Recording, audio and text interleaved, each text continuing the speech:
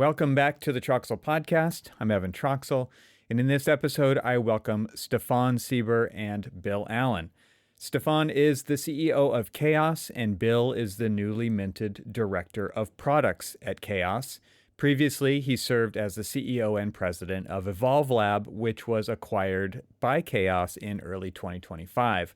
I could have recorded this episode sooner and gotten Stephan or Bill, but I really wanted them both on the show at the same time to discuss the recent merger between Chaos and EvolveLba.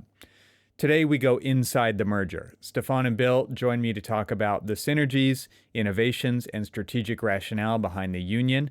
We'll find out how and why these two companies are combining forces. We'll talk about tools from AI rendering with Veras to innovative tools like Glyph and Envision, change in the industry. And among the many fascinating topics that we covered, I want to focus a little bit more on complacency. It affects us all a little bit differently, some more than others. And my key takeaway from this episode is clear. You have to stay current with rapidly evolving technology and master its use.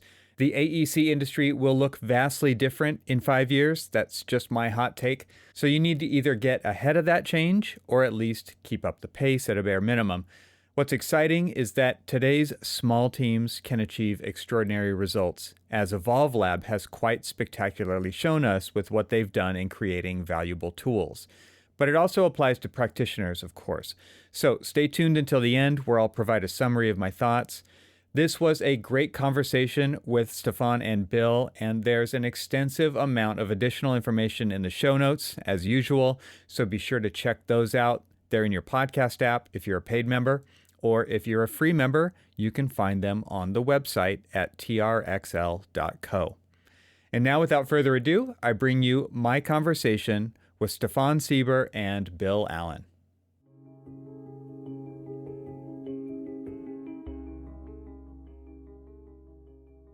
Bill, welcome back to the podcast on your part, Bill, and welcome for the first time, Stephan. Thank you. Yeah, thanks for having us. Yeah, thanks, Evan. It's always fun negotiating who's going to talk when there's multiple guests and we're all in remote locations. So I will do my best to actually point at one of you to make this happen. But Stephan, let's start with you because you're the new guest on the show, but also I think the news that we're kind of sharing today and also the conversation that we're going to have, I'm sure has a lot to do with you as the CEO at Chaos. And so maybe you can give us a bit of a background. We met at Autodesk University at the end of last year in San Diego, and I had gone into a small meeting booth with you and Christian, the former CEO of Chaos, and Phil Miller, who has been on one of my other shows, who is a 3D Studio Max guru, works at Chaos now, has been in the industry for a long time. And I was going in there thinking I was going to ask you guys some questions, but it was actually quite the opposite. I was told later by Roderick Bates, who has also been on the show, that you were given a dossier on me ahead of time. And you were asking me a bunch of questions because of the work that I do here on the podcast and the guests that I interview and just kind of my sense of what was going on in the industry. And so I'll just use that little story as a kickoff here, but it's great to have you. And if you want to jump in and tell us kind of your trajectory to becoming the CEO of Chaos, I would love to hear it. Very happy to do that. Look, I came on board at Chaos on the very beginning of 2024, originally as the exec chairman. And then in summer last year, on the 1st of August, I took over as the CEO. I came on board after a long career in traditional B2B tech, so mainly enterprise applications. I've done a fair amount of ERP, enterprise resource planning. I've been the CEO of a digital freight platform. And when I got in touch with our board about this opportunity here at Chaos, I originally said, this is probably not the right opportunity for me because it's a new application space for me. And that's why we sort of chosen this way for me to get into the business as an exec chair, have an opportunity to work alongside Christian, my predecessor, really get to know the space, get to know the business. And I think we've realized that there's quite a few things in common, right? We serve professionals, we serve architects, we serve architecture firms, many smaller ones, but also quite a number of large architecture firms. And a lot of our go forward priority and strategy is about verticalizing our software for the AEC industry. And what I mean with verticalizing is really providing technology that helps our customers to create value for their customers. So as I say, help them to do faster design, smarter sales, better builds, to cover more parts of the design workflow beyond classic visualization. And hopefully this gives us a good segue into many interesting topics to touch on, amongst others, the combination of EvolveLab and Chaos. All right, Bill, it's your turn. Welcome back to the show. I'll put a link to your previous episode, which was a very early episode on the podcast, in the show notes. And then I don't know, how do you describe what Ben does? Ben is like the Swiss Army knife of EvolveLab and now Chaos, right? And so he's been on the show. He's been on the Confluence show as well, talking about Veras and Glyph and all these different tools that you guys have been building. But give us kind of the quick update on your story, since, I mean, it's probably been 3 or 4 years since you've been on the show at this point. So tell us what's happened in the meantime. Yeah, I'd be happy to. And it could be a good segue to Ben's intro too. So I'll try to do him some justice here as well. So my background actually is not in software, not in consulting. Background's actually in architecture. So I worked for a lot of years doing traditional architecture practice, working on projects, etc. Naturally gravitated to the design technology side. Saw a lot of gaps in the industry and opportunities to try to help architects and engineers and contractors. So started EvolveLab in 2015 as a data-driven design and BIM consulting company. And then naturally saw an opportunity to start developing, solutions, apps for architects, engineers, and contractors, but I didn't know how to do that myself. I was not a programmer. I did some Dynamo scripting, some Grasshopper scripting, but never, legit C#, add-ins or anything like that. And so I needed someone, to kind of be a right-wing person to help me with that and, complement skills that I did not have. And so that was when I brought on Ben Guler, who was our CTO, and invited him to be a partner in EvolveLab. And we started building out, apps that we would have wanted when we were doing traditional architecture, which I'm sure we'll get into, automating construction documents and data-driven design and such. So anyways, we brought on Benji in 2019, realized he was a pretty special individual, I think, as all of us know, and crazy smart guy. And so anyways, since then, we started building out different products, and some of which I think were in the space, Evan, when I was on the show last time, but maybe some other ones that weren't, and probably some more advancements. And so we were trying to, touch different verticals throughout the architectural design process, whether it was, schematic design, all the way through construction documentation. So, I'd be happy to go down any one of those trails you want, but I'll let you. So there was no word of this coming together at AU last year. I'm sure you guys were talking about it, though. I'm sure this has been kind of in the making for a while. And so nobody let on that this was going on. And so I was surprised, but also happy about it because, and I guess, Stephan, let's jump back to you here. A lot has happened with Chaos in the AEC space in the last couple of years, let's call it, from my awareness and my perception, in the press, but also just the show floor kind of experience that you guys create. You've released Envision. Now you've acquired EvolveLab and their Veras platform, among the other offerings that they have. You've done a big Enscape acquisition as Chaos and before your time, right? But this was another kind of big play into the AEC space more specifically. And so maybe you can just give us kind of an idea of why that's important to Chaos. Well, it is important. So the way we look at the acquisition of Enscape was probably more of a merger, putting two companies together that had a lot of complementary aspects to each other. And already original Chaos, meaning before the merger with Enscape, had a big chunk of its business being done in ArcVis, architecture visualization. And for me, that's architecture as well, right? I understand that some of the techniques and some of the technology and some of the methods used are also used in other parts of visualization, such as VFX or even consumer products. But, when you think about the value chain, and again, It's a lot about for whom are we creating value, whose problem are we solving. Well, then, solving the problem of putting a physical structure into reality is a different problem that you're solving than entertaining people or than designing a car or launching a car. So there was already in Chaos before those acquisitions, that merger, a fair amount of AEC. And obviously with Enscape, which is 100% AEC, and now most recently also with, EvolveLab and some of the other organic innovations such as Envisions, etc. We're making more and more steps into the AEC space. Why is this important? Well, look, it's a large market. It's a market that we feel is still underserved with state-of-the-art technology compared to some other industries. It's a very fragmented market. There's a lot of, different technologies around. It's a lot of different players around.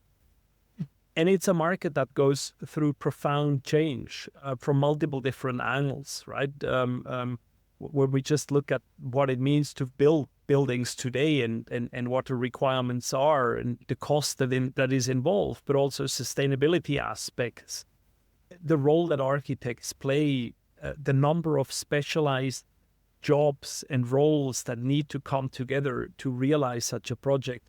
So we feel there is a tremendous amount for better technology support, more modern technology support to help creative people, designers, architects in this industry to do their job better. And we feel that we can play a role in this. Yeah, it's interesting because I think about from the firm side of things, because I'm an architect, I come from the practice side like Bill as well.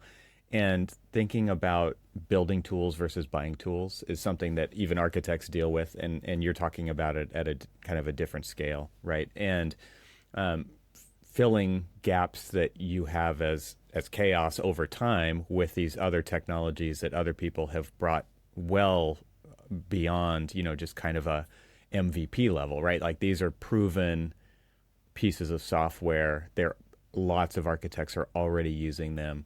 You're obviously doing a lot of internal development as well. You're doing some building and some buying. Can you kind of just talk about the difference of why you would pick one versus the other to fill these different holes, or what maybe it has to do with the expertise that already exists at Chaos and you really want to acquire the talent so that you can continue to build these things? Because I have to say it, right? There's a lot of people out there who are also concerned every time they see something like this happen, because many times products get bought and then killed, right? So maybe you could just talk about like the choice to build versus buy at your organizations. Yeah, I think you touched on one of the most important points. It's skills and talent, right? Because if you think about a technology company, and that doesn't really matter what type of technology you talk about, it's, as I say, sometimes software is nothing but canned talent, right? It's basically creativity and experience and knowledge of individuals that we somehow, in the good old times, we burned it on a CD, and in the meantime, it's somewhere up in the cloud, right? But it's basically like corned beef. It's canned talent, right? And okay. And there's only so much you and your team, your staff knows, right? And let's also be clear. Chaos is a small company, right? I know that, we've grown and we're proud about our growth, but we're still a company with in total roughly 750 employees compared to some of the other, larger players in the technology industry. We're a small company. We're also a very focused company, right? It's more than 80% of our business of our core business that is in AEC, that is around architecture, right? So we are quite focused, even though we play on a global scale. We serve customers of many different, segments, like from very small, even freelancer, up to fairly large enterprises. But we're quite a focused business. So I think that gives us an opportunity to be very specific on, where we have a chance to excel and accelerate with the knowledge, the talent, the resources, the experience we have, the technology that we own and that we understand, and where it is easier and faster for us to partner. And as I say, an acquisition is nothing but a very, very deep and sort of never-ending form of a partnership, right? That's the way I look at this. So this acquisition of EvolveLab, and that's why I personally rather talk about bringing the companies together or merging them, because Bill and Ben and their team and EvolveLab, and the technology and the customers and the experience and the talent that is in there. This is not about us swallowing them. This is about us coming together because we're ultimately convinced that we can do something together that each of us couldn't do as easy and as fast as we can do together. Let's take a quick break from the conversation to tell you about AVAIL. Is your team struggling to find the BIM assets they need? AVAIL's content management system simplifies access to all of your firm's content in one easy-to-use platform. No matter where your files live or what type of files they are, you can easily search and access them from AVAIL. Now, designers can consistently find and reuse all types of content. So what does that mean? Well, standards-compliant models and drawings are easier to create. The documentation process is less chaotic. New hires are easier to onboard. Projects are delivered faster with fewer errors. You get the idea. Visit getavail.com to try AVAIL for free and request a free demo. That's getavail.com, GETAVAIL.com. My thanks to AVAIL for supporting this episode of the Troxel Podcast. And now let's get back to the conversation. So Bill, you're nodding vigorously, I might add, for those who can't see this, who are listening. So Bill, I mean, when it comes to coming together with Chaos, tell the audience what that means for, I mean, if Stephan says Chaos is a small company, let's talk about EvolveLab. Yep. So you could talk about that, like just when they approach you or you approach them. I don't know how it happened, but like obviously there was a lot of kind of feeling that out that you went through to kind of really feel like if it was the right thing or not. But to Stephan's point, right, it's like adding fuel in resources wise to what EvolveLab could do. I mean, that had to also be really enticing to see that you could make maybe a larger impact in the industry. 100%. Yeah, that's what it was. So for a lot of people that are thinking about starting their own company, I'd like to say it's a very romanticized idea that you have in your head. And then, when the boots hit the ground or the tire hits the road, there's a lot of just grunt work that you have to start coordinating. There's payroll and proposals and HR and handbooks and all of this kind of stuff. And what I started to realize is, you kind of as a business owner or founder, you get sucked into a lot of those kinds of things and supporting your team and making sure that they're, taken care of. And then your team kind of gets to work on the fun stuff, which is great. But for us specifically, we didn't raise money. We're 100% bootstrapped company. And so basically all of our R&D came from our services revenue. We reinvested that services revenue into the products that we developed. And so we kind of saw this opportunity with Chaos, twofold. Is one, it selfishly was an opportunity for me to get back to the craft and the things that I love. And then we can, there's people at Chaos that are, it's their job to coordinate HR and payroll, and it's great. They can do that. But then, for the end users and for our customers and for everyone else, the opportunity is that we get to now really amplify, the technology. We're working on some really fun and what we think, is very innovative processes, but there's a cap to, gasoline in the tank and the amount of resources that we had prior to the acquisition. Again, with us being 100% bootstrap. So what we saw as an opportunity with Chaos is really to start amplifying that innovation and then also getting the technology into end users' hands. More people, would be able to be aware of the technology, be able to benefit from the technology. And so it's really, that's how I kind of saw the opportunity, both from a selfish standpoint, but also for the industry as well. And so that's where we see some really great synergy. Stephan and I talked a lot, prior to this, and this idea of 1 + 1 = 3. It's not just, you take the two things; they're better together. And so that's where we really see an opportunity to really take things to the next level now with both the kind of what we're been building, but also with the resources of Chaos. Can you talk about kind of what the right word is here, but the idea that I mean, you picked a partner. Yeah. And I'm curious why you maybe there were other options, maybe there weren't on the table, but there's definitely like the players in our industry. I'm curious why you felt like this was the right fit for you guys, and maybe even why now. Yeah, I'd be happy. So we were never, really looking to sell. Like we never went to some brokerage company and put ourselves on. We always had, it was crazy. We've always had people that have approached us, but never really seemed like the right fit. And so the main thing that was really important to us was two things. Was one, the synergy, which I was just describing a second ago, but then also the culture.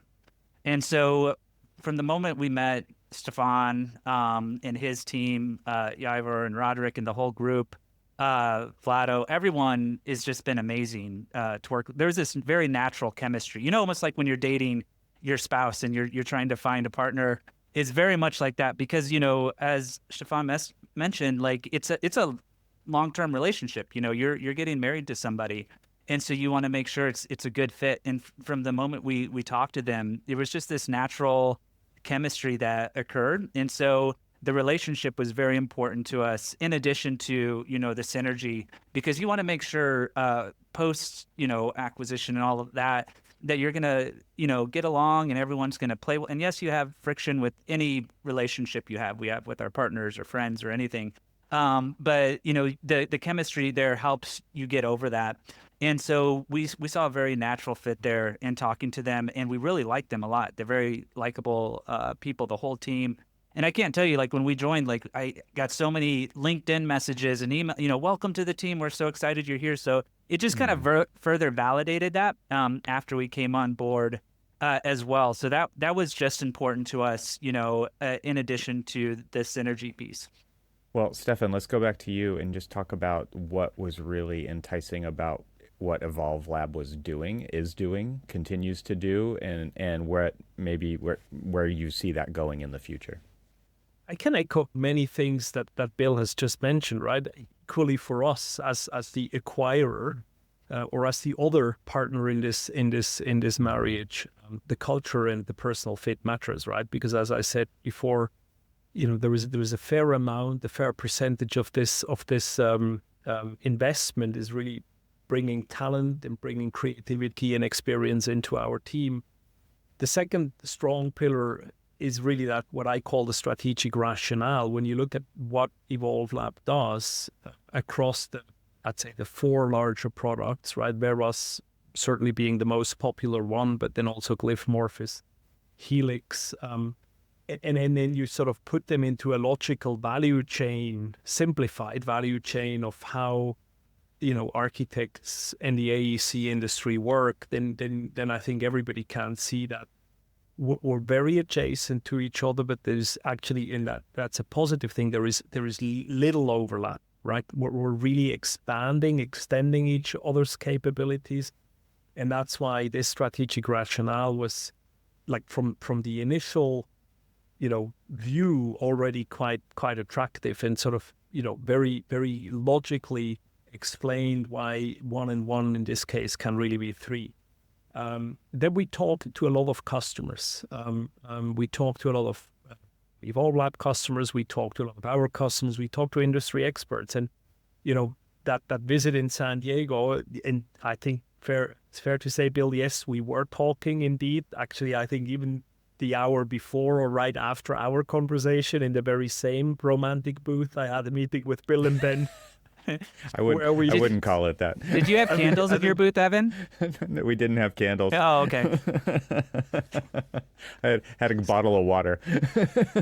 So we had a meeting, and I think that was the first time we met in person, right? We did talk on the phone and video conference before, but we spent a lot of time really figuring out like how would we do this together?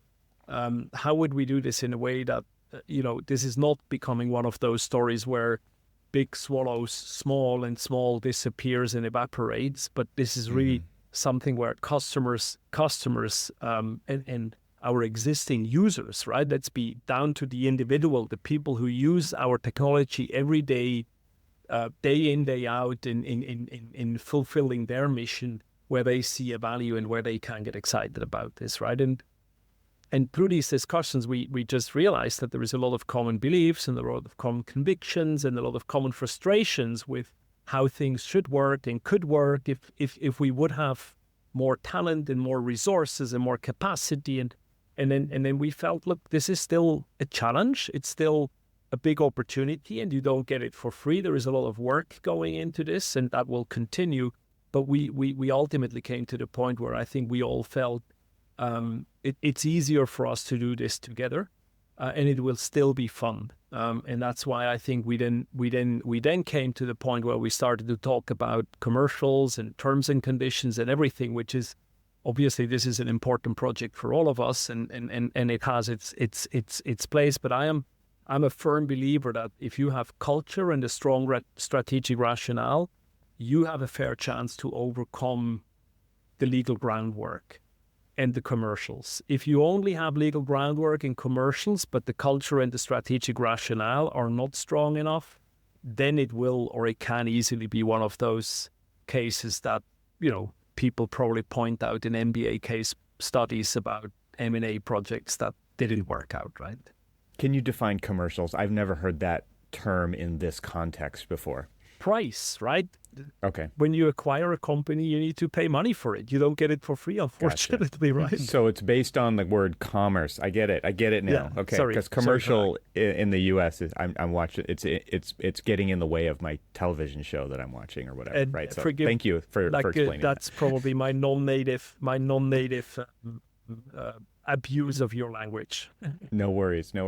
Okay, so I want to share a quick story here because I think this kind of speaks to the culture that I've experienced with both of your companies, and it has to do with even just at the last AU. And I'm in a privileged position to be able to tell this story that when I go to the Chaos booth, Roderick and Dan Monahan are there to kind of say, hey, come back here. I want to show you some stuff, right? And the way that your two companies do it is different, right? I think with Chaos, it's more of a we've already thought of this slideshow. Here's what we're going to show you, and Dan usually is the one leading that, and Roderick is sitting there, and they're both asking questions. What do you think about that? What do you think about? Is this useful? Whatever. But I like the whole come. I want to show you something, and then I go to the EvolveLab booth, right? And you talked about Ben Guler earlier, and Ben's like, hey, come over here. I want to show you this. I want to get your thoughts on this, or I want to show you what's coming, or whatever it is. And so, like I said, it's a bit of a privileged position to be in, but at the same time, you're both doing it. And you're both doing it because you want to get a genuine reaction of somebody who's in the industry, because you're excited about the tools you're building. You're wondering if you're going the right direction, right? It's like, is this right? Is this, what do you think? What's your sense about this?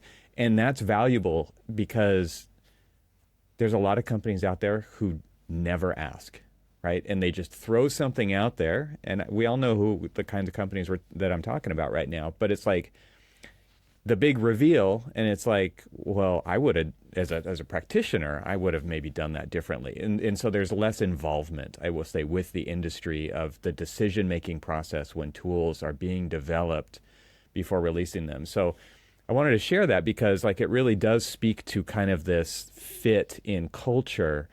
You guys are both doing it, and you're going to continue to do it like that, I assume, because that's how you operate. And to me, as a partner in the industry with the industry itself, I think that there's some reassurance there for the audience, but also, your customers, that really is a fit. I'm curious now, Bill and Stephan, moving forward, EvolveLab developed tools that I don't think we would have ever seen come from Chaos, right? I'm thinking of Glyph and, really deep kind of automation type stuff that happens inside larger platforms that aren't your, right? These are tools built to plug into, not unlike the visualization stuff, but not like it either. So I'm just curious from a product standpoint, right? Bill, what's your new title at Chaos? Director of Products, I think, is my title. Yeah. So I mean, you're now in the position of making decisions about the kinds of products that Chaos puts out into the world. And you've already made those decisions earlier with EvolveLab, with the types of tools that you're putting out into the world. I'm wondering if that changes, but I'm also wondering, like, you talked earlier, Stephan, about verticalization, but there's also kind of a horizontalization going on within the AEC industry itself of offering a wider range of tools now through acquisition, but also through development. And so I'm going to throw this to both of you. You guys can arm wrestle virtually about who's going to go first, but like, what's the thinking behind this and this side of the story? Basically, a lot of the tools that we build at EvolveLab are tools that we would have wanted, as mentioned. So we have an assumption because we've been in practice and we see a lot of the, ditches and the very fragmented process that Stephan, had mentioned earlier in the industry. And so I think both of us kind of see the world the same way. Some people look at a problem and they go, well, that sucks, and they move on with their life.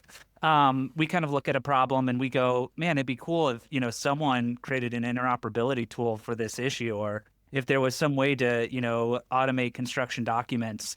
And so we try to build out those tools. But, it's also a very small industry, and you also want, feedback, as you mentioned, and trying to get that validation. And so that's kind of how we look through the lens, through our worldview and in the industry at large.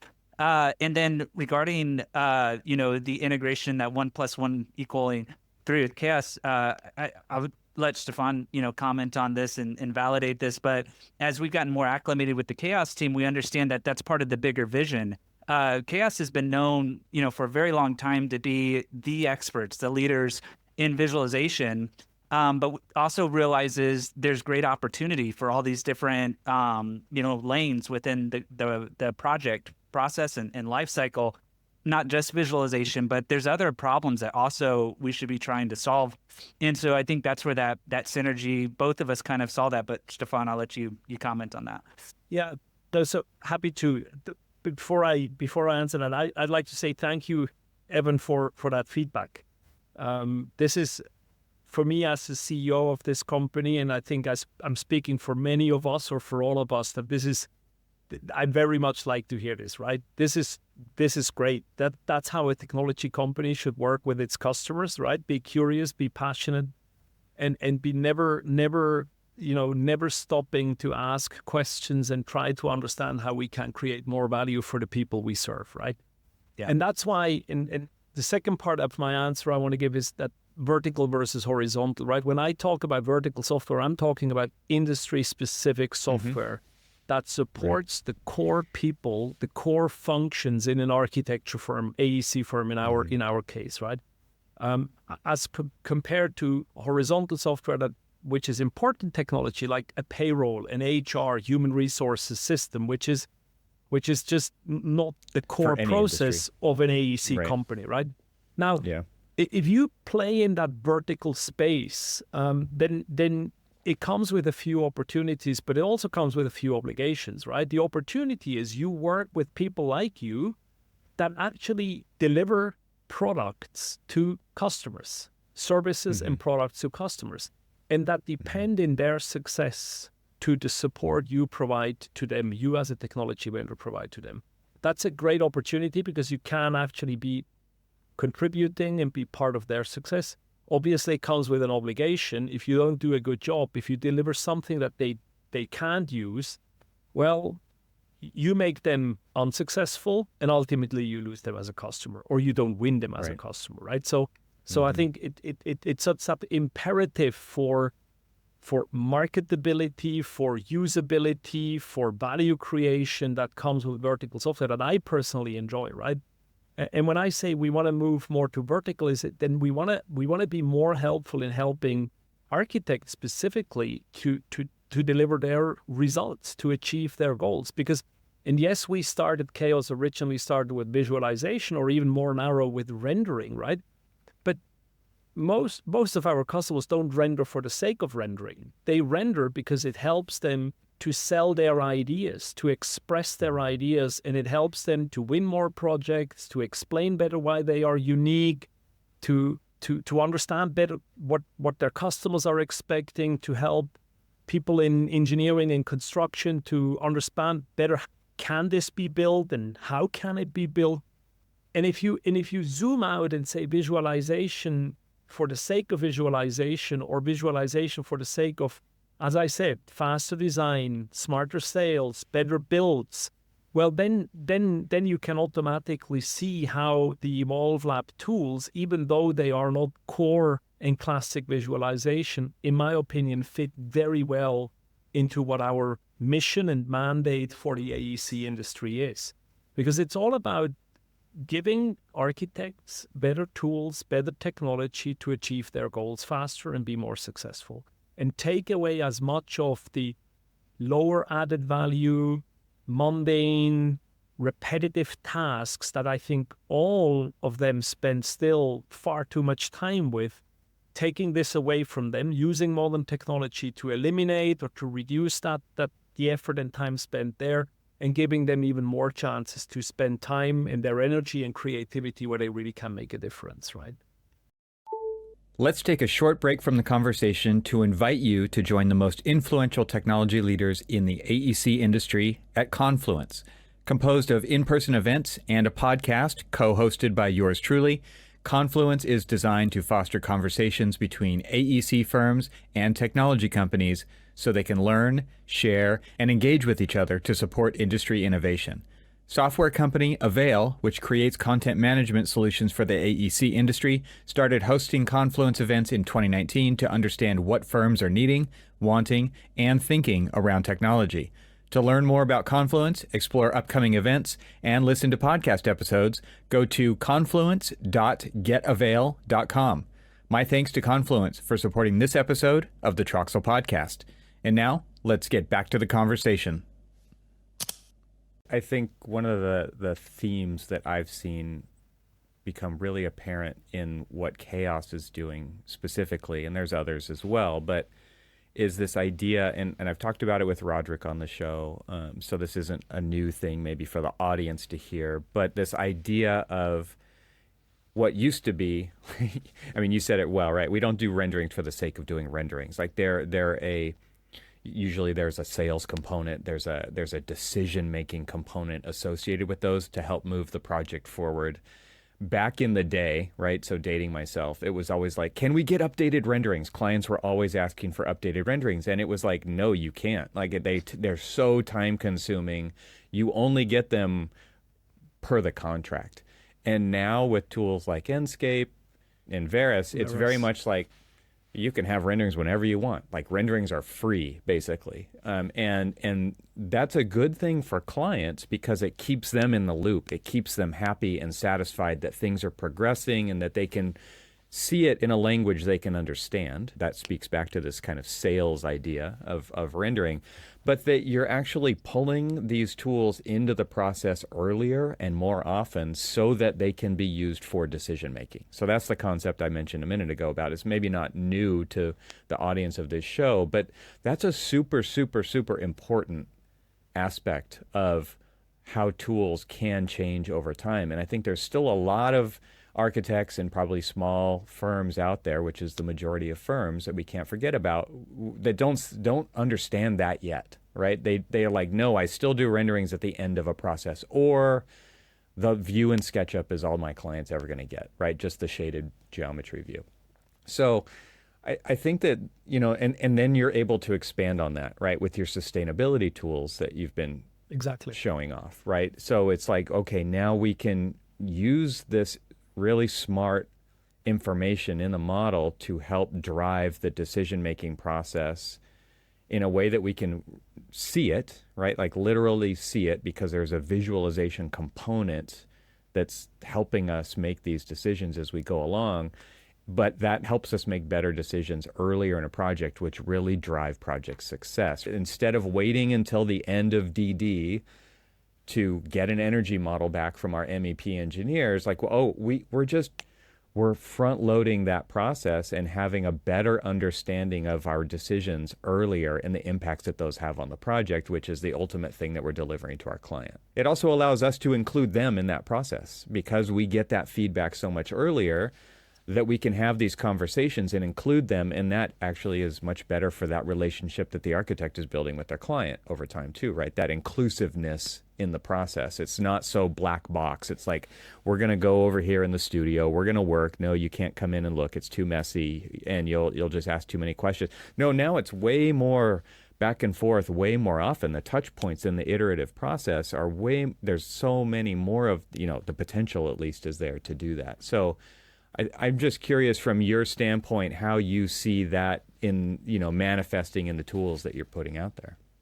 I'll go first, Bill, this time, and then you chime in. But I think it's also important for us to remember it's not only architect and client, right? It's like dozens, if not hundreds of people and specialized tasks and profiles that collaborate. I was about 3 years ago, a bit longer, 4 or 5 years ago, I was sitting on the opposite side of the table. I was a customer. In my previous company, we built a large new office building. We were the biggest tenant in the building, and we were part of the construction process. And I, as a non-architect, I was confronted in many meetings looking at 2D plans, very abstract plans on sort of a flight level of 1.50 meters, cut through the building, trying to understand how should our people work in this building? How do we?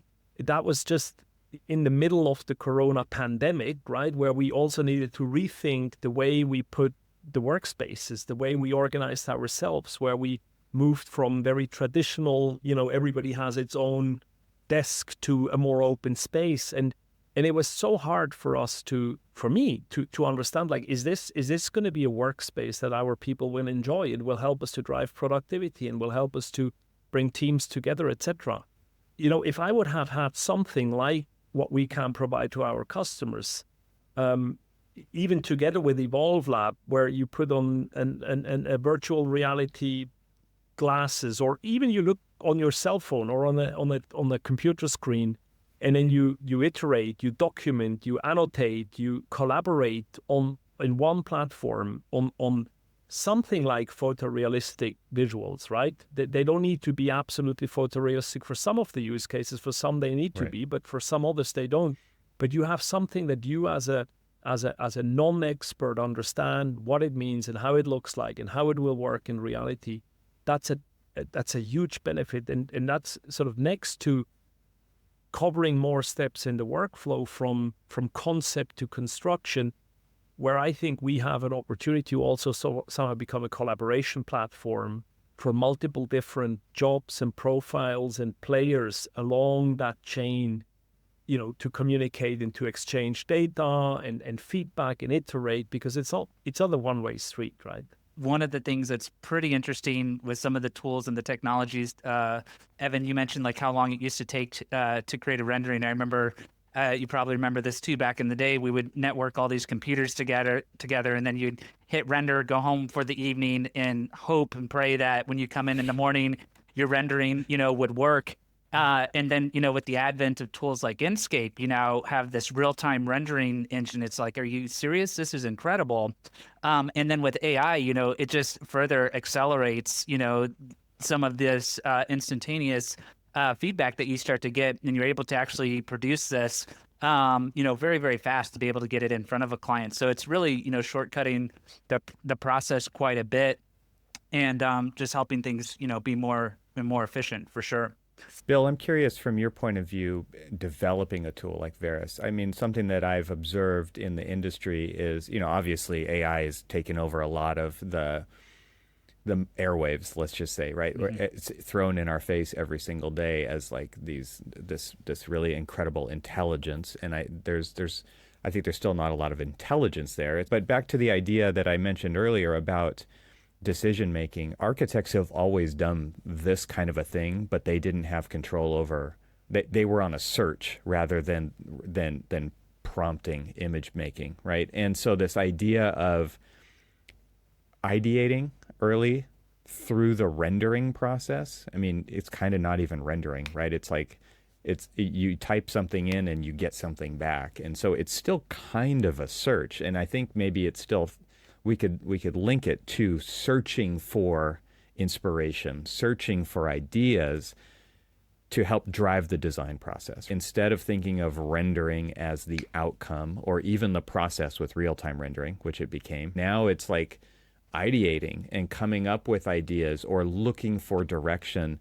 And that's a behavior shift that I've noticed happen, with other AI generating tools as well as like Midjourney and Stable Diffusion, things like that are maybe more black box and not as directly related to architecture as Veras is. But could you maybe just talk about the shifts that you've seen? And it doesn't just have to be with image making and looking for design ideas, right? But that to me is a big, like, we're not looking through Dwell magazine anymore, right? We're actually iterating in a tool with maybe some really rudimentary geometry, and it's coming back with things that are like, whoa, I never would have thought of that. That's a shift in the industry. That's actually changing things. Yeah, 100%. I'm thinking through, our process. What we used to do when we started to go through that, Evan, as you're talking about, is, we go to Pinterest and create mood boards and Google images, Right. and we kind of put all these on, a board to kind of look at and get inspiration, and then we'd bring it back to our design model authoring program. It really is a shift, like a very disruptive, in a good way, shift in the way that we execute and do our day-to-day work. I'll be very honest, I didn't understand the application or the opportunities that were around AI. The technology was so foreign and weird to me when I first saw it. I remember actually the first time Ben showed me Veras, and he put a calendar invite on my calendar, and it was called The Future. And I was like, okay, this very kind of, abstract subject. And he goes, I want to show you something. I said, okay. And he started showing me Veras inside of Revit. And it was the Revit, sample model. And then you had this screen on top, and it changed the model slightly. And I was like, what are you showing me? What is this? And he goes, Bill, it's AI. It's the future. It's going to change the way we work. And I was like, I don't get it. Like, how? Like, what is this doing? And it took me a little while to connect the dots. But then as an end user, I started realizing the opportunity. When you're talking about this ideation process, Evan, I remember I was a computational guy. I would use tools like Grasshopper, to create. That was the fastest way I knew. I would build something dynamically, something parametric. So I didn't have to just model it once and scrap that and model it again. I would model it dynamically so I could iterate, for that process and try to do it as fast as possible. With the advent of AI, I had this aha moment where I was like, wait a second, I don't have to model this entire storefront and all of these mullions and this perforated panel. I could prompt it, and you talked about Midjourney and Stable Diffusion and some of these tools. One of the cool things, just to brag on Veras a bit, is that it's pretty cool that it uses your project as a substrate. So that's the other differentiator.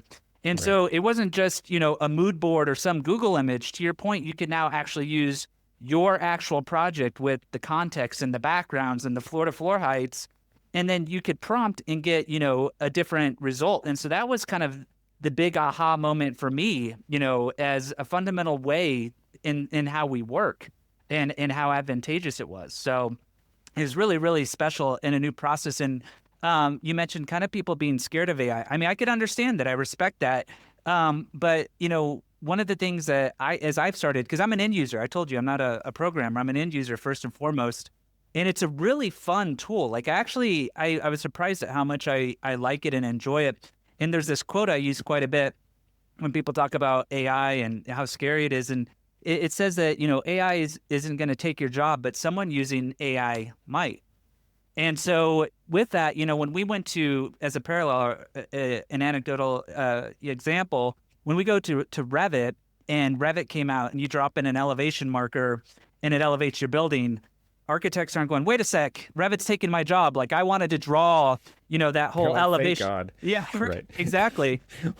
And so AI is kind of that, it's a co-pilot. It's a way to kind of with you, and you're still in the driver's seat 100%. And it is very fun, and there's gradations of how you use it. We have a little geometry override slider, so you can, if you want the AI to have more creative freedom, or you want more, freedom in that, you have that option. And so that's kind of how I look, through the lens, but also a very fundamental way in the way we work. It is changing very fast.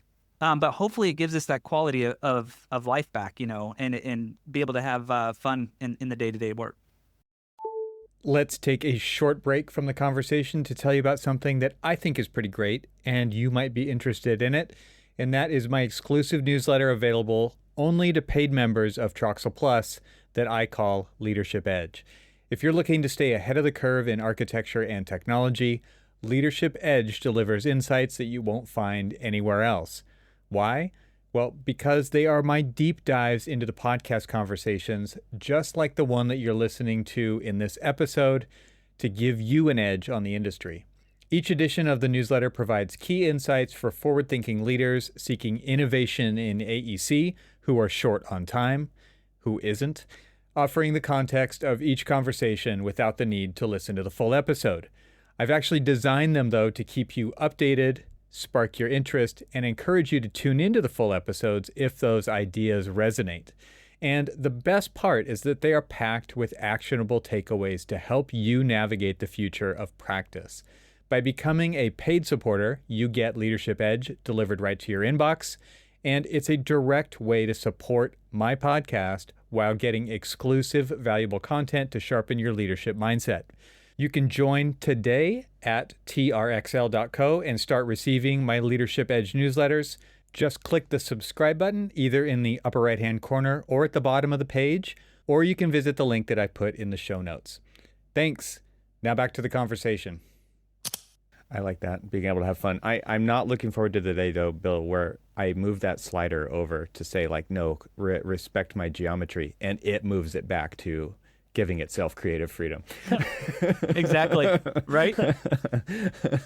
That's, by the way, something that we are actually discussing quite a bit, is like, to what extent do we want to give, and we think it is important, do we want to give human beings, our users, our customers, an opportunity to control and to understand what the AI algorithm has done, because we think that controllability and that specificity is absolutely critical, right? And if you look at this, as a non-architect, but I'm comparing this with many other parts of our lives, right? Even the lives of my kids as students is changing, right? And I remember when the LLMs, the first large language models came up, my initial reaction was like, don't use them, right? Don't.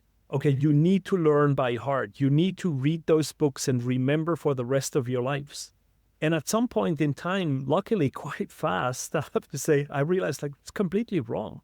It's just their role is changing, right? And I think architects are more like probably curators and editors of AI-assisted iterations, whereas originally they were the sole and the only creator.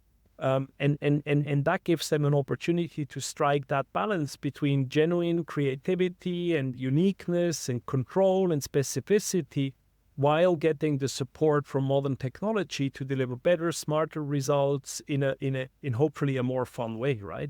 Well, I'm curious, Stephan, how is this going to manifest further in Chaos's products? Is there anything you can talk about with kind of the use of AI and what you're pursuing? Yeah, so at the moment, the focus is a lot on Veras and bringing Enscape and Veras closer together. And I'd say on both ends, right? Use Veras very early in the ideation, conceptual, schematic phase, and then use it sort of at the back end or along the design process to iterate and to get faster results and ideas and inspiration.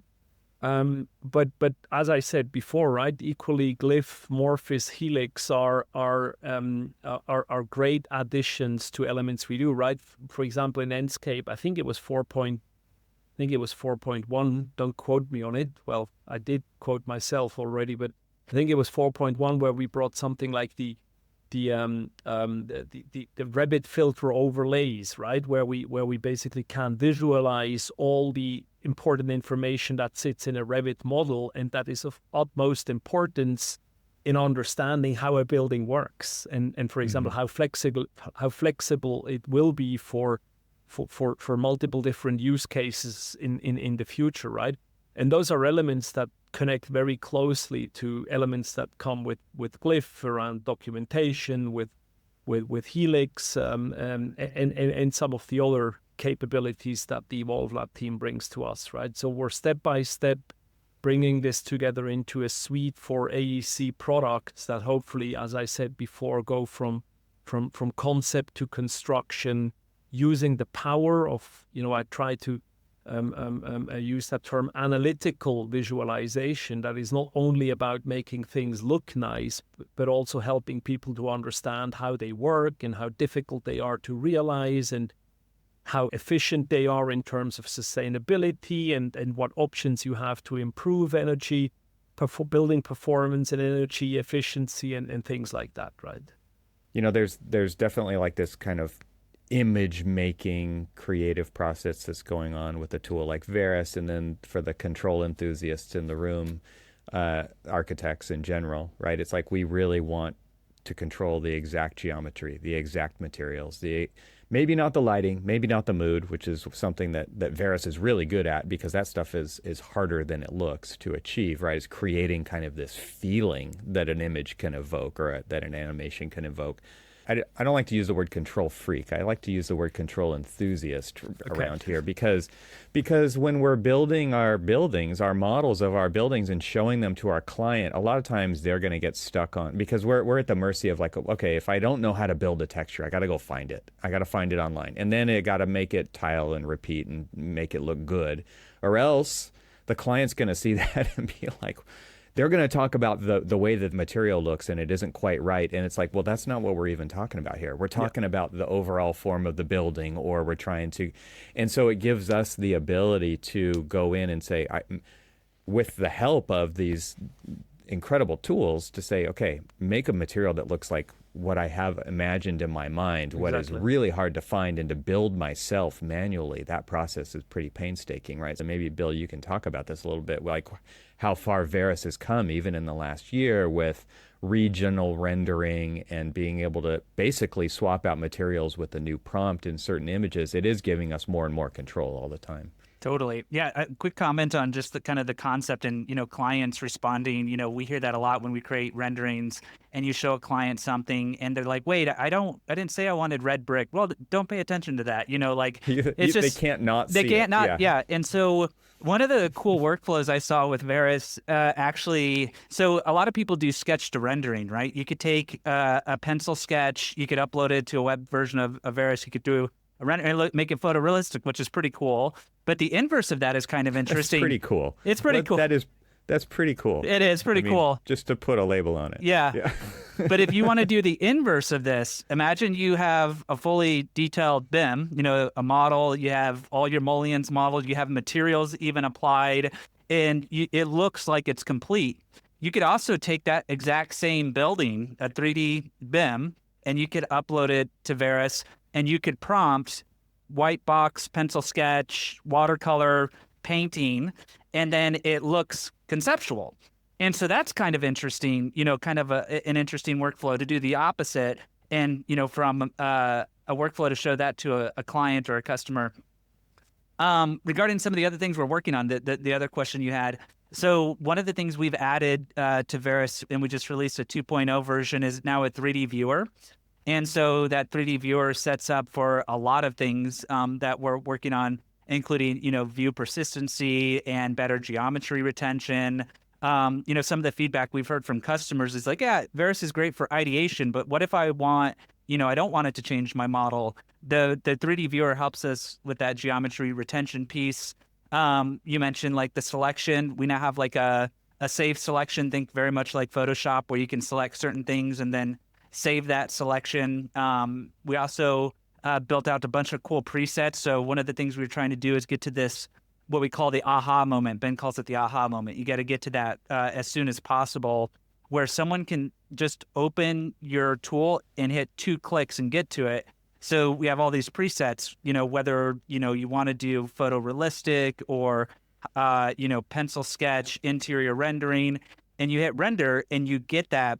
And so there's this term being thrown around in our industry and other industries called prompt engineering. Now you have to be a prompt engineer, to use AI. And so the presets kind of, we always talk at EvolveLab about reducing the friction, the friction that occurs in a process. And so some of the presets now help you with that. And you can create your own presets. You can save those. So if there's prompts that you use a lot, certain settings you use a lot for your geometry override or your material override, your negative prompts, all that now can be saved as a preset. And then we're working on sharing those presets. So if you have like an office and you want to share those with others, you can do that as well. Those are some of the things on the Veras side. I can't remember the last time we talked on the Glyph side. We added a AI component of that, Glyph Copilot, we're calling it. And so before you could, create tasks and bundles to automate construction documents, view creation, dimensioning, tagging, sheet creation, sheet packing, all that good stuff. But now you can use Glyph Copilot and you can prompt and use an LLM like Stephan was talking about. And you could say, hey, Glyph, dimension all my interior walls on levels 1 through 16. And then the AI goes through and, dimensions all of those walls for you. Something I didn't expect is there's a very practical use case for that.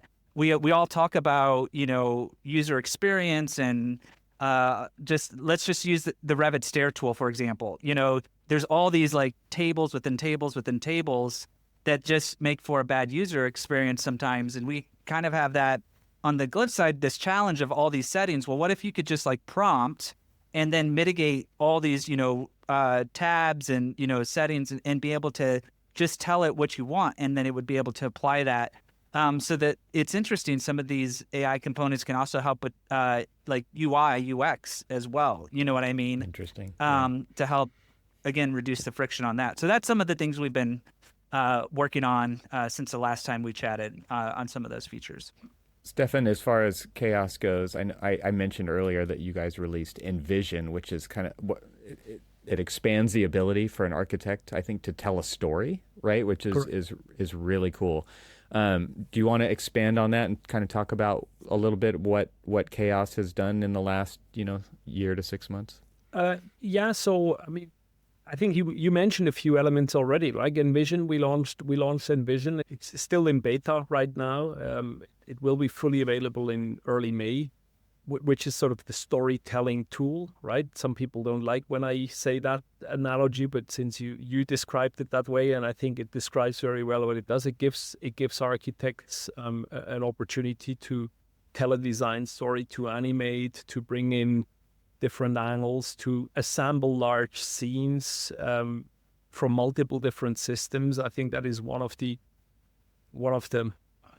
I'm not saying we're the only company, but it's definitely something we do believe in, that data needs to flow. We need to have an opportunity to aggregate data from different sources and to play it back if needed into different sources. So it cannot be a one-way sort of dead-end street. But especially when you assemble larger scenes that you bring together from different sources. And it obviously has, for the Enscape users, it has a higher quality, right? It uses the Lavina rendering engine, which is a real-time path tracer, ray tracer. So it really delivers in real time, like probably the highest quality that you can imagine. And that's pretty exciting, right? I think it addresses a lot of the customer feedback we get from very advanced and very passionate Enscape users on things they want to do on top of what Enscape can offer. But it also addresses a specific own need, right? The other thing you've mentioned already is Enscape Impact, which is sort of the building performance, energy efficiency tool. I think Enscape Impact is going to be, it's more of an overarching term and title that we will use for multiple modules. So energy efficiency is only the first module. Is a few more coming, like natural light and artificial light analysis, etc. So where we again move towards that, making this a collaboration platform for multiple specialized tasks that need to happen and that happen along the design process. The third area I probably want to mention is the asset library, the Cosmos library, where we on the one side continue to build standard assets and just provide a lot more content to creative people that they can use and they can put in their scenes. But two things that I'm quite excited about is the crowd simulation and the traffic simulation that we have through also an acquisition, AXYZ, Anima, the Anima acquisition of Axis from about 3 years ago, probably. Chaos acquired the company, which gives us not only human beings and animals, but also moving human beings and animals, and in the meantime also vehicles and traffic simulation. So it's all going in that direction of making this a very comprehensive hub for design people, creative people, helping them to accelerate their design process. It's interesting that you've gotten a reaction in the negative about using the term storytelling. I'm curious what that means, because that is precisely how I think about it as a designer and which is basically a communicator and a salesman. And again, I think people also react negatively to the idea of selling design, but that convincing, call it whatever you want, getting people on the same page, consensus, moving forward, like that is selling. And they're relying on your expertise as an architect to lead the way in doing that. And I really do see it as storytelling and sales through communication, right? Like these tools are all made for us to be able to communicate what's going on and what we've synthesized to another audience, whether that's the owner or the contractor or the jurisdiction that has to approve the plans, whatever it is, like it's all communication. Yeah, while I wholeheartedly agree, I think that's probably exactly the point why there was some reactions on that. I think it's absolutely straight to the point, right? We want to help architects to sell, explain their ideas better, to help them articulate the genuinity of their creativity, of their ideas, and I think that's absolutely the point. Yeah, so I think that's a great spot to call this conversation right there, because I think you just pulled it all together in that last statement about helping architects accomplish their goals. And I appreciate you both for coming on the show. I'm going to put links to everything that we talked about in the show notes for this, including some links for the audience to connect with the guests on LinkedIn so they can see what's going on with your companies and the latest news. It's great to be able to have those connections with industry folks and build that network and make it stronger. And I appreciate you guys coming on the show today and sharing this new partnership / acquisition / merger, however you want to frame it. I think it does sound like it overall a really great thing for our industry in AEC. I know Chaos is definitely in other industries as well, but I really appreciate the focus that I've seen and the momentum that I see in this industry. And so thanks for coming on the show today to share. Thanks for having us. It was a pleasure. I really appreciate it. All right, before you take off, in the introduction to this episode, I said something that I believe deserves repeating here. The AEC industry will look vastly different in 5 years. And if you want to remain relevant, whether you're a sole practitioner, part of a large firm, or running your own startup, you can't afford to be complacent. Now, let's be honest, we're all complacent in some way. It just shows up differently for each of us. Maybe it's avoiding new tools because they seem overwhelming. Maybe it's sticking with inefficient workflows. Maybe they don't seem inefficient, but maybe they are. But the familiarity is there, right? Or maybe it's assuming your current skills will always be enough. This episode is a powerful reminder that staying current, and even better, getting ahead, isn't just a nice to have anymore. It's essential. And to drive that point home, I want to walk through 7 key insights from my conversation with Stephan and Bill that really illustrate what's at stake and what's possible when we lean into change. Let's use these 7 points as a mirror and a motivation to reflect on where we each might need to take a more proactive approach. Number 1, EvolveLab bootstrapped innovation as a small team. Bill shared how EvolveLab was a 100% bootstrapped company and still managed to develop impactful tools like Veras, Glyph, Helix, and Morpheus without external funding. He said, all of our R&D came from our services revenue. We reinvested that, and now we get to amplify that innovation. This proves small teams can achieve outsized impact when they embrace emerging tools and stay nimble. Number 2, the danger of falling behind. Stephan highlighted that AEC is still underserved with state-of-the-art technology compared to some other industries. Chaos is specifically investing in this vertical because they recognize the need and the opportunity to monetize. Number 3, you must build or buy to keep up. Stephan discussed Chaos's strategy of both developing tools internally and acquiring innovation from companies like EvolveLab to accelerate with the knowledge, the talent, the resources, the experience that we have. He frames software as canned talent, reinforcing that success depends on capturing and applying the best ideas quickly. Number 4, AI is shifting how we work rapidly. Bill described how his initial skepticism of AI turned into excitement once he saw how Veras could ideate from models directly within Revit. He said, it's changing very fast, but hopefully it gives us that quality of life back and allows us to have fun in the day-to-day work. Number 5, new tools enable a whole new design process. Instead of just rendering, architects can now ideate visually and quickly with AI, changing their relationship with design tools. This is a fundamental shift in how we do day-to-day work, and it's happening fast. Are you shoehorning new tools into an existing design process, or are you reimagining the process? There's a big difference. Number 6, industry leadership demands involvement. In this episode, I called out how both Chaos and EvolveLab actively seek feedback from practitioners during tool development, unlike many companies that operate in a silo. And finally, number 7, the stakes are higher than ever. Stephan emphasized that architects need better tools to achieve their goals faster, to spend more time and creativity where they can really make a difference. If practitioners don't adopt new methods, they risk being stuck doing repetitive, mundane tasks that AI and automation can now help eliminate. And we all know where continuing to do mundane tasks leads. So those are my thoughts. Tell me what you think by clicking the feedback link in the show notes or leave a comment on YouTube for this episode. Thanks for listening, and I'll see you next time. Thanks to our sponsors, and thanks to our members this week. Find out how you can become a member at trxl.co, and I'll talk to you again next week.